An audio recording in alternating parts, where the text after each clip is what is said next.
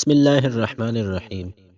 حضرت عبداللہ ابن قیس رضی اللہ عنہ فرماتے ہیں کہ رسول اللہ صلی اللہ علیہ وسلم نے ارشاد فرمایا، بے شک دوزخی لوگ روئیں گے، ان کے آنسوؤں کی مقدار اتنی زیادہ ہوگی کہ اگر ان کے آنسوؤں میں کشتی چلانا چاہو تو چلائی جا سکے گی، اور آنسوؤں کی بجائے ان کی آنکھوں سے خون نکلے گا۔ عمارہ بن خزیمہ بن ثابت بیان کرتے ہیں کہ کسی حج یا عمرے کے موقع پر ہم حضرت عمر بن عاص کے ہمراہ تھے۔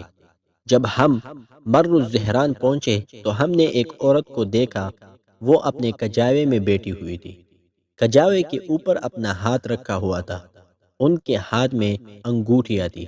جب ہم وادی میں اترے تو ہم نے بہت سارے کوے دیکھے، ان میں ایک کوا ایسا تھا جس کی چونچ اور پاؤں سرخ تھے۔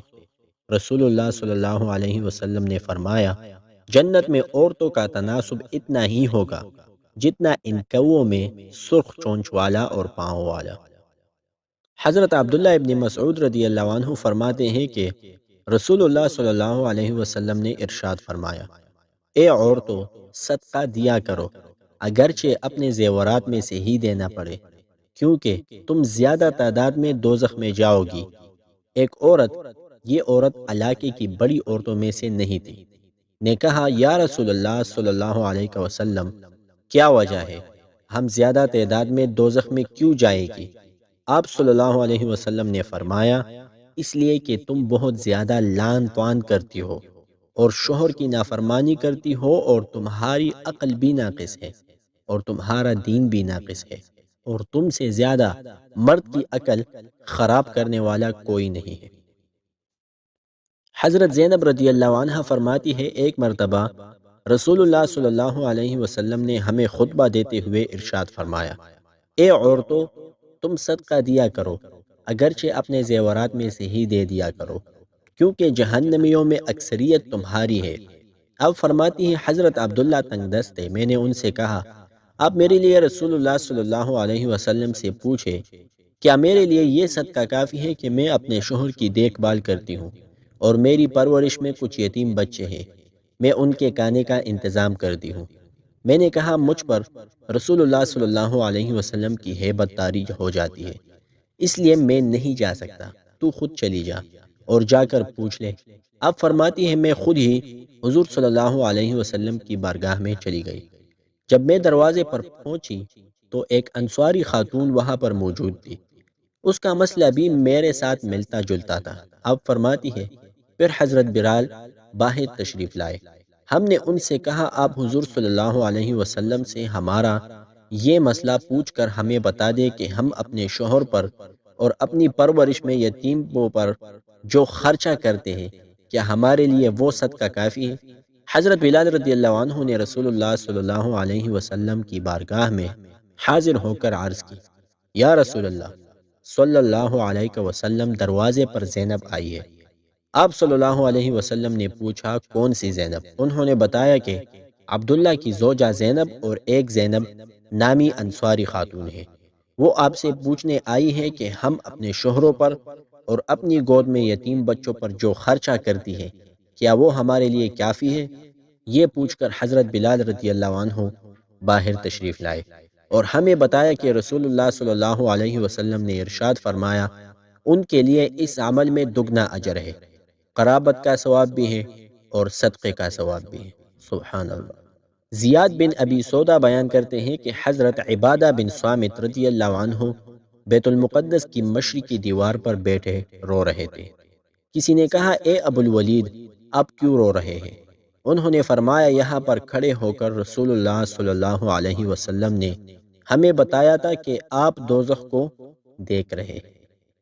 حضرت عبد الرحمن بن شبل رضی اللہ عنہ فرماتے ہیں کہ رسول اللہ صلی اللہ علیہ وسلم نے ارشاد فرمایا، فساق دوزخی ہے۔ صحابہ کرام رضی اللہ عنہم نے پوچھا، یا رسول اللہ صلی اللہ علیہ وسلم، فساق کون ہے؟ آپ نے فرمایا، عورتیں۔ ایک آدمی نے کہا، یا رسول اللہ، کیا وہ ہماری مائیں، بہنیں اور بیٹیاں نہیں ہیں؟ آپ نے فرمایا، کیوں نہیں، لیکن ان کو جب کچھ دیا جائے تو شکر ادا نہیں کرتی، اور جب ان پر آزمائش آئے تو صبر نہیں کرتی۔ حضرت طفیل ابن ابی ابن کعب رضی اللہ عنہ اپنے والد سے روایت کرتے ہیں، وہ فرماتے ہیں کہ ایک دفعہ کا ذکر ہے کہ ہم رسول اللہ صلی اللہ علیہ وسلم کے ہمراہ ظہر کی نماز ادا کر رہے تھے۔ لوگ آپ کے پیچھے صفوں میں موجود تھے۔ ہم نے دیکھا کہ حضور صلی اللہ علیہ وسلم کسی چیز کو پکڑ رہے ہیں، اس کو لے کر آپ تھوڑا پیچھے ہٹے۔ لوگ بھی پیچھے ہٹ گئے۔ حضور صلی اللہ علیہ وسلم دوسری بار پھر پیچھے ہٹے۔ لوگ بھی پیچھے ہٹ گئے۔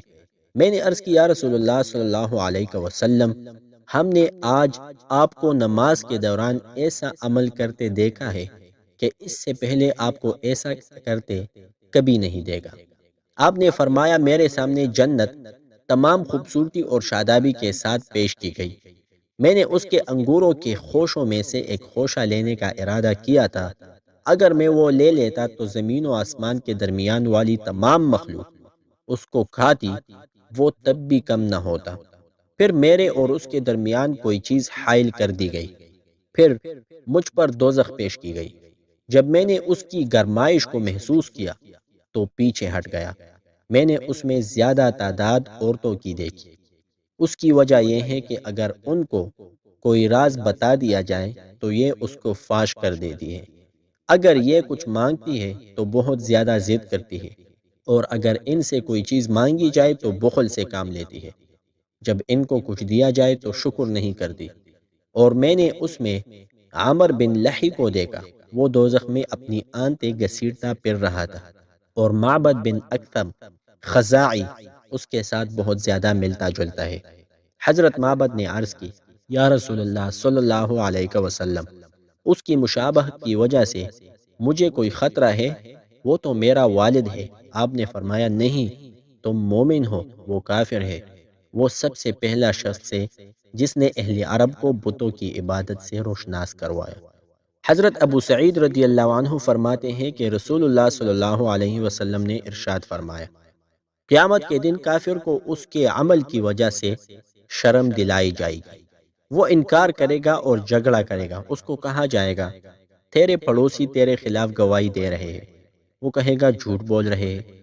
پھر اس کو کہا جائے گا، تیرے گھر والے اور تیرے خاندان والے تیرے خلاف گواہی دے رہے ہیں۔ وہ کہے گا، یہ سب بھی جھوٹ بول رہے ہیں۔ پھر ان سے کہا جائے گا کہ تم قسم اٹھاؤ۔ وہ قسم اٹھا لیں گے۔ پھر اللہ تعالیٰ ان کو خاموش کروا دے گا، اور اس بندے کی زبان اس کے خلاف گواہی دے گی، اور وہ دوزخ میں چلا جائے گا۔